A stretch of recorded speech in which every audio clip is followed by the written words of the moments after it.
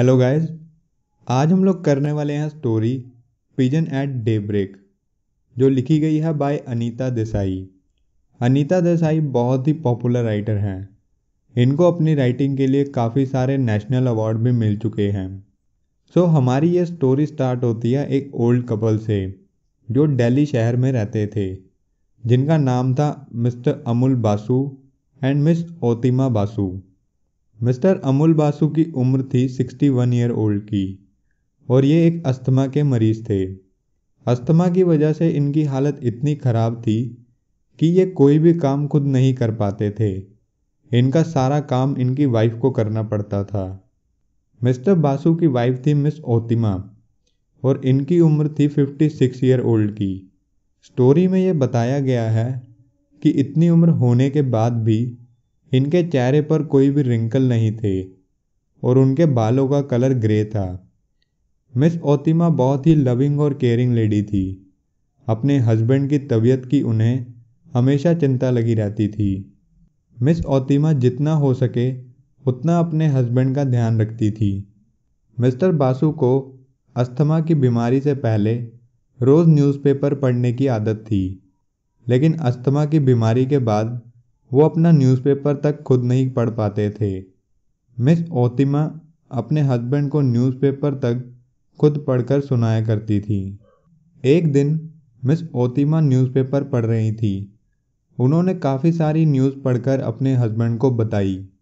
पहली न्यूज़ उन्होंने किसी राइस स्मगलर को पकड़े जाने की बताई।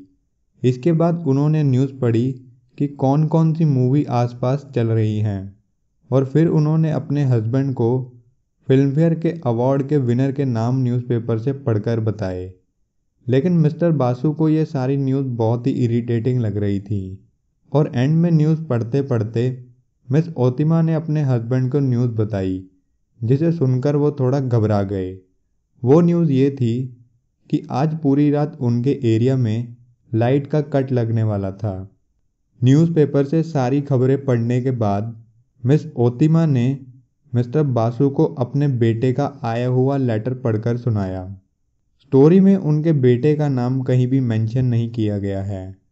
सिर्फ इतना बताया गया है कि उनका बेटा बिलाही में काम करता था और लेटर में भी यही लिखा था कि मैं बिलाही में एकदम ठीक हूँ और मेरा कामकाज बिल्कुल बढ़िया चल रहा है।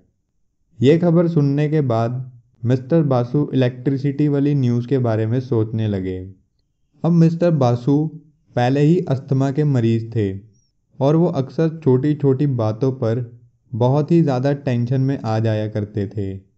अब जैसे ही मिस्टर बासु को ये इलेक्ट्रिसिटी कट की न्यूज़ मिली, वो बहुत ज़्यादा घबराने लगे। वो सोचने लगे कि मैं सारी रात बिना पंखे के इतनी गर्मी में कैसे रहूँगा। अब मिस ओतिमा बड़ी ही केयरिंग लेडी थी। मिस्टर बासु की ये बात सुनते ही उन्होंने उनसे कहा कि तुम इस बात की बिल्कुल भी चिंता मत करो, मैं तुम्हारा बेड आज रात टेरेस पर लगवा दूंगी, जिससे कि तुम रात को आराम से रह सकोगे। टेरेस पर तुम्हें अच्छी हवा लगेगी और बढ़िया नींद आएगी।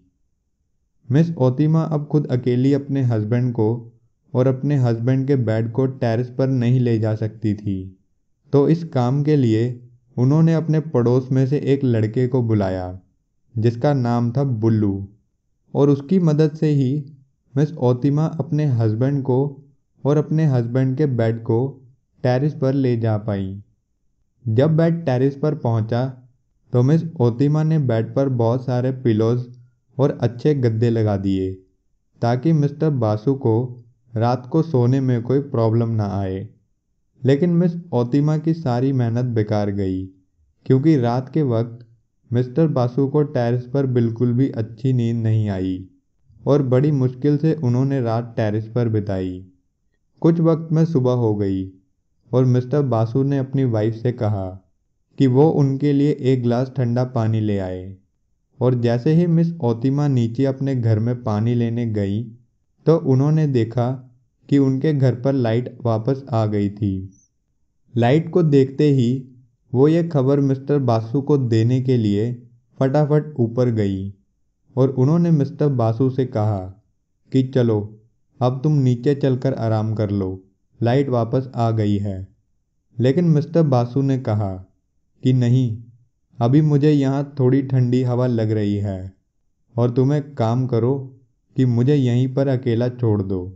अब मिस्टर बासु की ये बात सुनकर मिस ओतिमा उन्हें अकेला छोड़कर नीचे चली गई।